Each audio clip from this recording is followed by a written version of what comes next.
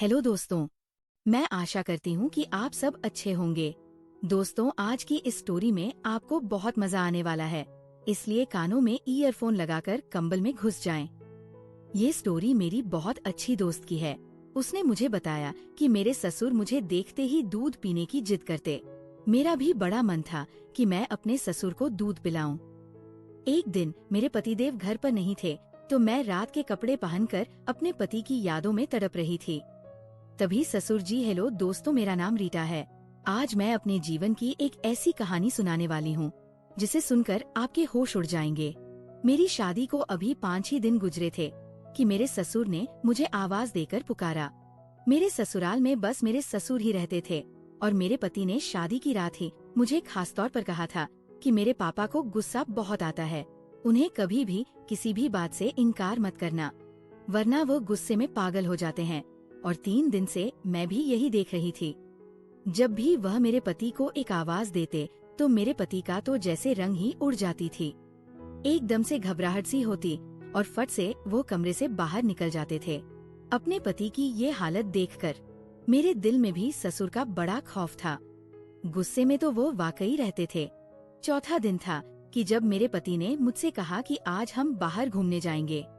मैं भी बहुत खुश थी, लेकिन उस वक्त मेरे ससुर ने मेरे पति को पुकारा तो वो फौरन से कमरे से बाहर चले गए। बाहर से मुझे अपने ससुर के चीखने चिल्लाने की आवाज आ रही थी। कह रहे थे कि 3 दिन शादी के हंगामे में गुजर गए। तुम्हें एहसास भी है कि फैक्ट्री में तुम्हारे न होने की वजह से कितना नुकसान हो सकता है, और आज फिर तुम अब छुट्टी करके बैठ गए। अभी के अभी फैक्ट्री पहुंचकर सारे के सारे वर्कर के सर पर खड़े हो ताकि वो ठीक से काम करें। तुम्हारी शादी मैंने इसलिए नहीं की थी कि तुम कमरे में ही घुसकर बैठे रहते हो, और अपनी पत्नी से भी कह दो कि किचन की जिम्मेदारी संभाल ले। यहाँ कोई औरत तो है नहीं जो उसके नखरे उठाएगी। सुनकर मुझे गुस्सा तो बहुत आया था। अभी 3 दिन ही गुजरे थे हमारी शादी को, और इन 3 दिनों में मैं ही नाश्ता बनाकर दे रही थी। इस पर मेरे ससुर कई खामियां निकाल चुके थे, लेकिन मेरे पति ने मुझे प्यार से मोहब्बत से यही समझाया था कि पापा की बात का बुरा मत मानना। 4 दिन तो मैं इसी सोच में उलझी रही कि ससुर का मिजाज आखिर ऐसा क्यों है। लेकिन आज जो शोर शराबा मेरे ससुर ने मचाया था, मैं तो बहुत घबरा के रह गई थी। मेरे पति जब कमरे में दाखिल हुए तो उनका चेहरा बुझा हुआ था। कहने लगे कि माफी चाहता हूँ, मुझे जाना पड़ेगा। मैंने कहा कोई बात नहीं, काम पहले है, बाहर हम फिर कभी चले जाएंगे। मैंने भी ऐतराज नहीं किया था। मेरे पति तो अपनी फैक्ट्री पर चला गया था। मैं किचन में आकर बर्तन धोने लगी। शादी के चौथे दिन ही मैंने खाना भी बनाया और घर के सारे काम भी मुझे करने पड़े। मेरे ससुर ने नौकरानी को भी जवाब दे दिया था। कहते थे कि जब बहू घर में आ गई है तो सफाई भी वही करेगी। मैंने पूरे घर की सफाई कर ली थी और थक हार कर अब मैं अपने कमरे में आराम करने के लिए जाने लगी तो मेरे ससुर ने मुझे आवाज दी। वह अपने कमरे में बैठे थे। मैंने सर पर अच्छी तरह से दुपट्टा लिया, लेकिन दुपट्टा रेशमी था। इसलिए जब अपने ससुर के कमरे में गई मैंने पूछा, जी पापा जी, कुछ चाहिए था आपको? उन्होंने मुझे सर से पांव तक बड़े गौर से देखा, फिर बड़े अजीब अंदाज से अपने सूखे होठों पर जबान फेरी कहने लगे, दूध पीना है। ये सुनकर मुझे सबसे पहले अपने दुपट्टे का ख्याल आया था, क्योंकि मेरा दुपट्टा सरक चुका था। मैंने फौरन अपना दुपट्टा सही किया और कमरे से बाहर आ गई। मुझे अपने ससुर की ये हरकत अजीब लगी थी। ससुर तो बाप की जगह होता है और बाप कभी भी बेटियों को सर से पांव तक इस तरीके से नहीं देखता। मैं फौरन ही किचन में आ गई। मेरा दिल जोर जोर से धड़क रहा था। मुझे बड़ा अजीब सा लग रहा था। मैंने फ्रिज खोली और दूध का गिलास भर के दुपट्टा अच्छी तरह से खुद पर लपेटकर अपने ससुर के कमरे में आ गई। साइड टेबल पर दूध का गिलास रख दिया। इससे पहले कि मैं कमरे से बाहर जाती, मुझसे ससुर कहने लगे कि थोड़ी देर मेरे पास बैठा करो, बात कर लिया करो। घर में अब तुम्हारे अलावा तो कोई होता नहीं है और मैं बड़े दिनों से अकेला था और अकेला ही बैठकर बोर हो जाता हूँ। ये सुनकर मैं परेशान सी हो गई थी।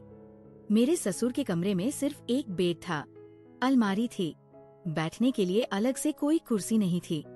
इसलिए मुझे मजबूरन ही बेड के किनारे पर ही बैठना पड़ा। वह मुझसे इधर उधर की बातें करने लगे, लेकिन जैसे ही उन्होंने दूध का गिलास पकड़कर मुंह में लगाया तो फौरन उसे पीछे हटा लिया।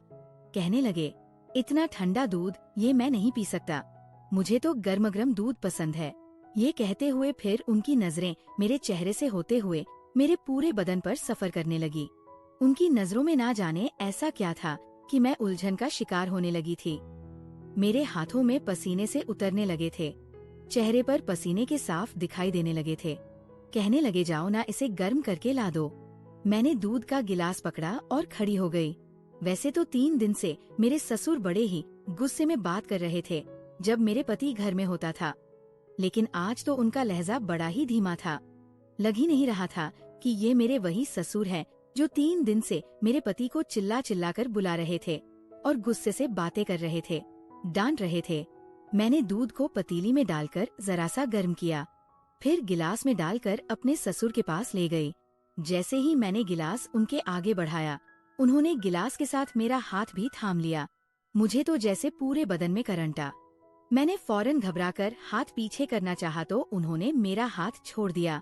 मैं कमरे से बाहर जाने लगी तो कहने लगे कि अरे बाहर कहाँ जा रही हैं? यहाँ बैठना, मेरे पास मुझसे बातें किया करो। ये तन्हाई का सांप तो मुझे अब और भी ज्यादा डसने लगा है। ये कहकर ससुर ने ठंडिया भरी। मुझे अब और भी ज्यादा अजीब सा लग रहा था। मुझे तो उनकी बातें सुनकर अजीब सा महसूस होने लगा था।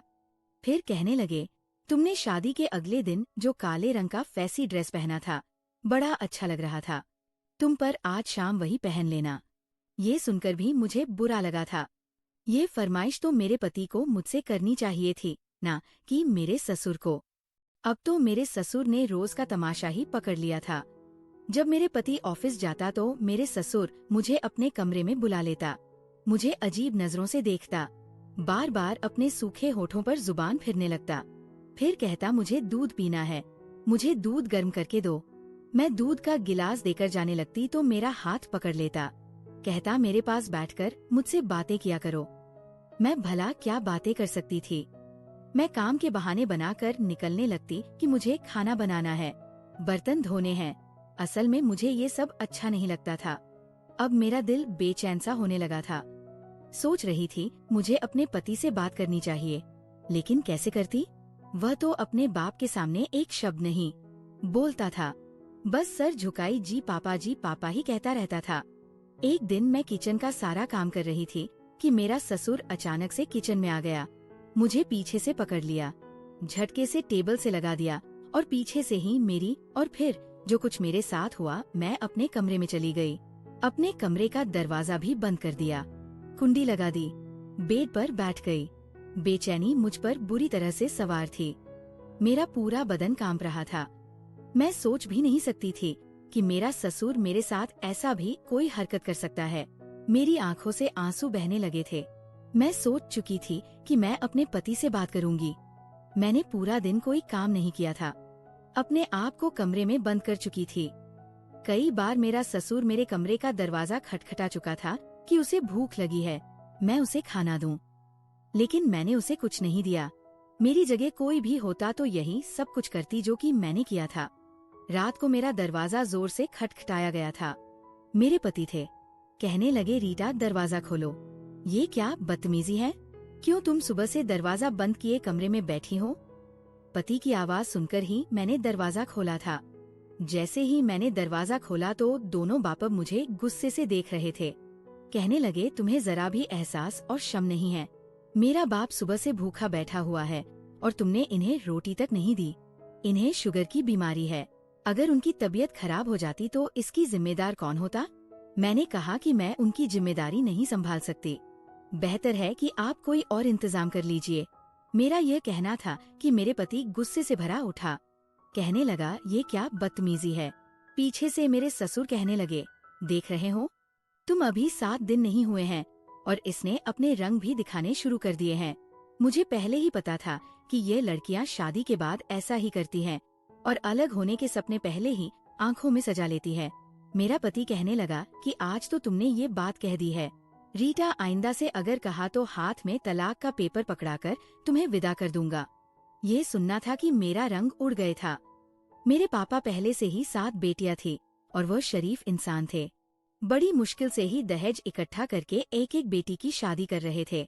मेरी माँ भी मुझे विदा करने के वक्त बोल चुकी थी, कि कभी भी लड़कर हमारे घर पर वापस मत आना, अपने पति और ससुर की हर बात मानना और अपना घर बसाने की कोशिश करना। लेकिन जो कुछ मेरा ससुर चाहता था वह मैं नहीं कर सकती थी। उसकी हरकतें और बिन बात की गुस्ताखियां दिन पर दिन बढ़ती जा रही थी। उस वक्त मेरे पति जी इतने गुस्से में थे, मैं अगर बताती तो यकीनन मुझे ही झूठ कह देते। मैंने कोई जवाब नहीं दिया, जाकर बेड पर बैठ गई। मेरे ससुर कहने लगे, बेटे इसको आखिरी बार समझा दो, इसका दिमाग सही कर दो, वरना फिर मैं इसकी माँ से जाकर बात करूँगा, उसके बाप से कहूँगा कि संभालो अपनी बेटी। ये कहकर वो गुस्से से वहाँ से चले गए। मैंने एक गुस्सा भरी नजर अपने ससुर पर डाली थी। पति कहने लगे कि क्या प्रॉब्लम है तुम्हारे साथ? तुम्हारे सर पर कौन से ना 10 मेंबर का वो है जो तुमसे संभाल नहीं जाता? अरे मेरे एक ही तो बाप है ना, माँ है ना कोई बहन भाई। ऐसी जिंदगी तो लड़कियाँ ख्वाहिश करती है जहाँ उनके सर पर कोई जिम्मेदारी ना हो। मैंने कहा कि काश कि मेरी सास और देवर ननद होते तो आज मैं जिस हाल से गुजर रही हूँ उस हाल से ना गुजरती। मेरी बात पर वह मुझे गुस्से से देखने लगे, कहने लगे, ऐसे कौन से मसले पैदा कर दिए हैं? मेरे बाप ने तुम्हारे सर पर सिर्फ 2 वक्त की रोटी तो देनी पड़ती है, वह भी तुम्हें बोझ लग रही है। देखो अपने घर में झगड़ा फसाद नहीं किया जाता। ऑफिस से थका हारा आता हूँ और आते ही ये सब कुछ नहीं देख सकता। मुझे सुकून चाहिए। मैंने शादी सुकून हासिल करने के लिए ही की है, न कि ये फसाद झगड़ा देखने के लिए। मैंने कहा कि अमित ऐसा करो, अपने पापा की शादी करवा दो। मेरा ये कहना था कि एक जोरदार थप्पड़ मेरे पति ने मेरे मुंह पर मारा था। कहने लगा, शर्म नहीं आती तुम्हें ऐसी बातें करते हुए? ये बाप की उम्र शादी करने की क्या? मेरे बाप की 2 रोटियां भी तुम पर इतनी बोझ बन गई है जो तुम्हें पकाना भी भारी पड़ रहा है।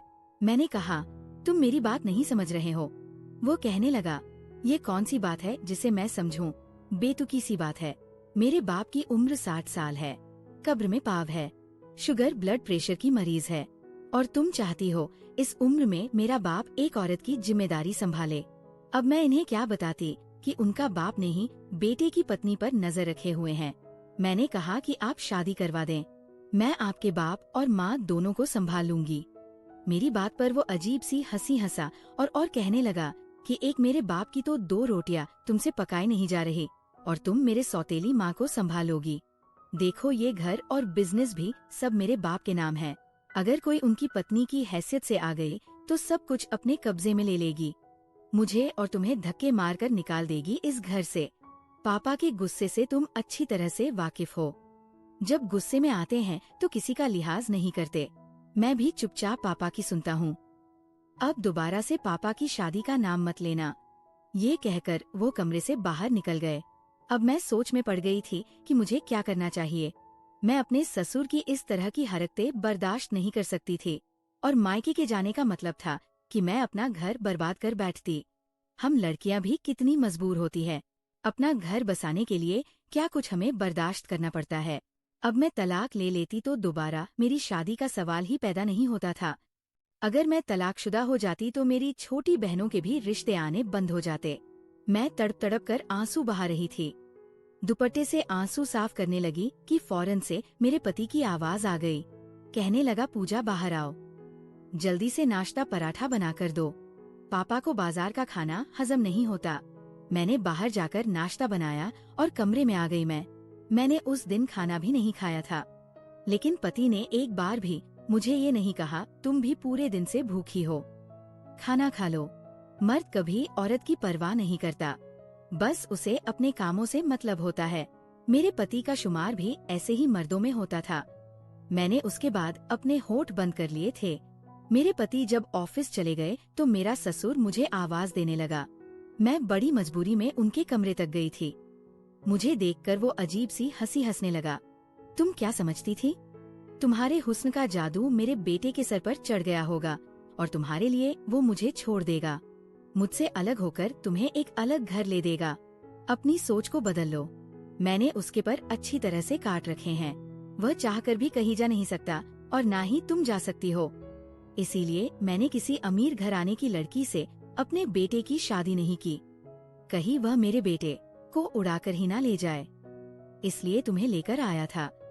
क्योंकि मैं जानता था कि तुम्हारे बाप के हालात ऐसे नहीं हैं कि वह तुम्हारा घर बसाने के बाद दोबारा से तुम्हें अपने घर बैठा सके या अलग से कोई घर दिला सके। अब अगर तुम चाहती हो कि तुम्हारी जिंदगी आसान हो तो तुम वही करोगी जो मैं तुम्हें कहूँगा। मैं बेहद परेशान होकर रह गई थी। कहने लगा, जाओ जाकर मेरे लिए गर्म दूध लेकर आओ। ये शब्द मेरे अंदर आग लगा देता था। मेरा जी चाहता था कि मैं अपने आप को खत्म कर लूं। ऐसी गंदी और बेइज्जत भरी जिंदगी मुझसे बर्दाश्त नहीं हो रही थी। मैं अब यही करती थी कि खाना अपने ससुर के कमरे में पहुंचाकर फौरन बाहर आ जाती थी। ना उसके पास बैठती थी, ना बात करती थी। ज्यादातर वक्त अपने कमरे में गुजारने लगी थी। एक दिन तो हद ही हो गई। मेरे ससुर ने अमित का भी लिहाज नहीं किया। रात को खाना खा रहे थे। मैंने अपने ससुर की फरमाइश पर बिरयानी बनाई थी। बिरयानी बनी भी बहुत अच्छी थी। खाना खाते हुए कहने लगे, आज तो बहू ने मेरा दिल खुश कर दिया। बहुत मजे का खाना बनाया है। पति ये सुनकर मुस्कुराने लगा। मुझे गर्भ भरी निगाहों से देखने लगा, लेकिन मुझे जरा भी खुशी नहीं हुई थी। फिर जेब से मेरे ससुर ने 2000 निकाला और मेरे तरफ बढ़ाया। कहने लगा, ये लो तुम्हारा इनाम है, इसे रख लो। लेकिन मैंने इनकार कर दिया। मैंने कहा, मैं अपना फर्ज निभा रही हूँ, मुझे ये नहीं चाहिए। मेरे इनकार करना था कि पति मुझे घूरने लगा। कहने लगा, पापा अपनी खुशी से दे रहे हैं, इनकार नहीं करते, रख लो ना। चाहते हुए भी मैंने 2000 पकड़ लिया। मैं बर्तन उठाने लगी। जैसे ही खड़ी हुई तो मेरा ससुर भी खड़ा हो गया। मेरी तरफ बढ़कर मुझे अपने गले लगा लिया और मेरे माथे पर चुन लिया। मैं तो यूं थी कि जैसे पत्थर की मूर्ति बन गई थी। कहने लगा, मैं तुम्हारे बदले हुए रूप पर बहुत खुश हूँ। ऐसे ही रहोगी तो बहुत जल्द मेरे दिल में जगह बना लूंगी। ये कहकर वह अपने कमरे में चले गए। मैं अपने पति को देख रही थी, जिसके चेहरे पर कोई भी असर नहीं था। लेकिन मुझे ये चीज बहुत बुरी लगी। मैंने कहा कि पापा का ये कौन सा तरीका है? मैं उनकी सगी बेटी नहीं हूँ। उनको चाहिए मुझसे दूरी रखकर बात किया करें। उनका क्या हक बनता है मुझे अपने सीने से लगाने का? ईश्वर ने भी तो एक उम्र के बाद बाप और बेटी को भी दूरी रखने के लिए कहा है। और माँ बेटे में भी मेरी इस बात पर मेरे पति भड़क गए। कहने लगे, तुम इतनी छोटी सोच के मालिक हो सकती हो। मैंने कभी सोचा नहीं था। मेरा बाप तुम्हें अपनी बेटी समझता है। क्या हुआ जो उसने तुम्हें जरा सा हाथ लगा दिया, तुम्हारे सर पर प्यार कर लिया? अजीब लड़की हो तुम, बजाय इश्क की कि पापा के दिल में जगह बनाओ, तुम हर बात पर ऐतराज करती हो।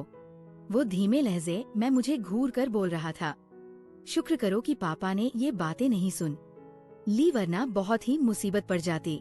मेरे एम सर पर फिर ऊंट उठाकर मुझे चेतावनी देने लगा।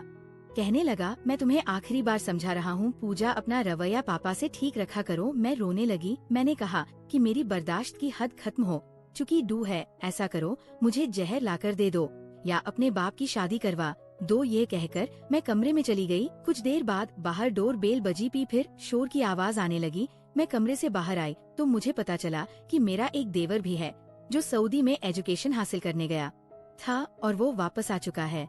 वह भी अपनी पत्नी के साथ वही शादी कर ली थी और मेरा ससुर उससे नाराज था, इसीलिए उसे घर आने की इजाजत नहीं दी थी। और न ही इस बात का हमें कुछ मालूम था कि मेरे पति का कोई भाई भी है। मैं उन दोनों पति पत्नी को देखकर हैरान थी। मेरे ससुर अभी भी गुस्से में खड़े थे। कहने लगे, अगर अपनी मर्जी से शादी की थी तो फिर उसे यहाँ वापस क्यों लाए हो? वही रहते। वह हाथ जोड़कर माफी मांगने लगा। फिर मेरे पति ने भी कहा कि पापा गुस्सा जाने दीजिए, जो होना था वो हो चुका है। कमलेश को गले लगा लीजिए। बहरहाल अब मेरी देवरानी भी आ चुकी थी। काफी खूबसूरत सी दुबली पतली सी लड़की थी। मैं भी शुक्र की अब मैं अकेली मैं नहीं हूँ। काफी खुशमजाज और पानी किस्म की लड़की थी। मेरे साथ घुल मिल गई थी। कमलेश मेरे पति के साथ फैक्ट्री जाने लगा था। मेरे ससुर का ध्यान मुझे हटकर अब देवरानी की तरफ हो गया। एक रात खाना खाने के दौरान कहने लगे कि अब मेरे सारे काम छोटी बहू करेगी। वह आज भी खुशी खुशी तैयार हो गई।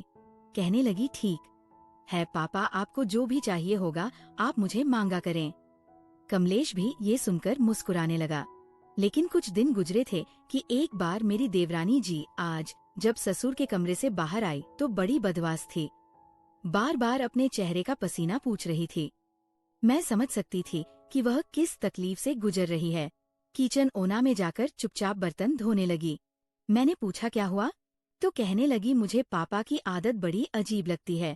अजीब नजरों से देखते हैं, कभी हाथ पकड़ लेते हैं, कभी झटके से गले लगा लेते हैं, कभी अपना अजीब सी बातें करते हैं, जिसे सुनकर मेरे कानों की लो तक लाल हो जाती है।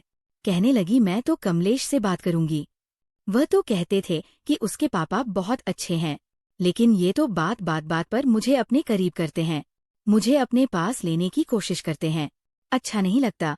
मैंने कहा कि ये दोनों भाई कभी भी अपने बाप की बात नहीं डालेंगे। मैं भी इस तकलीफ से गुजर रही थी, लेकिन मेरे पति ने मेरी कभी नहीं सुनी। वह कहने लगी, लेकिन मैं तो कमलेश से साफ कह दूंगी। अगर पापा ने यही रवैया रखा तो मैं उसे कहूंगी कि अलग घर में वही झगड़ा फिर से शुरू हुआ था, जो कि मेरे और मेरे ये के बीच हो रहा था। कमलेश कहने लगा कि मैं तुम्हारे साथ 2 साल बाहर देश अकेले ही रह चुका हूँ। अब मेरे घर तुम क्या आए हो? 4 दिन पापा को रोटी क्या बनाकर देनी पड़ी? तुमने एक नया ड्रामा शुरू कर दिया है। वही बहस हुई थी जो मेरे पति की मेरे साथ होती थी। जया डिवोर्स मांगने लगी थी। उस रात मेरे पति जब कमरे में आया तो काफी चुप सा था। मैंने कहा कि अभी भी आप यही कहेंगे कि मैं गलत थी। जो शिकायत मुझे पापा से थी वही आज जया को भी है। इसका मतलब कहीं ना कहीं तो पापा भी गलत है। मैं आपसे सच कहे, इन्हें एक पत्नी की जरूरत है। बेशक उनकी उम्र 60 साल की है। आपको तो चाहिए था कि अपनी मम्मी की मृत्यु के कुछ मरकने साल बाद ही उनकी शादी करवा देते, ताकि वह हमें सच में बेटियां ही समझते। मेरी बात शायद अब मेरे पति की अक्ल में आई थी। एक बार उन्होंने पापा से दूसरी शादी के लिए कहा तो पहले तो वो नाराज हुए। कहने लगे मैं इस उम्र में शादी करूंगा। क्या तुम लोगों का दिमाग खराब है? ललित कहा कि एक विधवा औरत है, अगर आप सहारा देंगे तो इसमें कोई हर्ष की बात नहीं है। वो औरत भी 40 से 50 साल की है। और भाइयों कोरा आज रैदर ऑफ आर्पन के रहमोक्रम पर बड़ी मुश्किल की जिंदगी गुजार रही है। पहले तो पापा ने नखरे खाए, लेकिन फिर 2-4 दिन बाद खुद ही कहने लगे कि ठीक है मैं उससे शादी कर लेता हूँ। दिनों में ही उससे मेरे ससुर की शादी हो गई थी, और इससे ये फर्क पड़ा कि घर का माहौल का काफी हद तक बेहतर हो चुका था। ललित मुझे खुद कहते थे कि तुमने ठीक कहा, पापा को एक पत्नी की ही जरूरत थी। मेरी नई सास ससुर का बहुत ख्याल रखती थी। अब मेरे ससुर की हम पर नजर नहीं उठती। ठीक, हमारे समाज में ये चीज भी बहुत आम हो गई है कि अगर बाप की उम्र ज्यादा हो जाए तो औलाद उन्हें दूसरी शादी नहीं करने देती, और जिसकी वजह से ऐसी मुश्किल का सामना आने वाली बहू को करना पड़ता है, जैसे कि मुझे और जिया को करना पड़ा था। दोस्तों कहानी कैसी लगी कमेंट करके जरूर बताएं। वीडियो को लाइक, चैनल को सब्सक्राइब जरूर करें। Bye bye friends.